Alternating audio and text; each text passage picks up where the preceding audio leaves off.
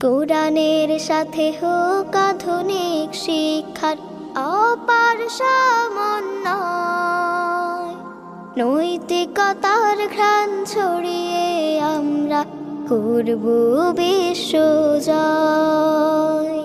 কোরআনের সাথে হোক আধুনিক শিক্ষার অপার সমন্বয়, নৈতিকতার ঘ্রাণ ছড়িয়ে আমরা করব বিশ্বজয়।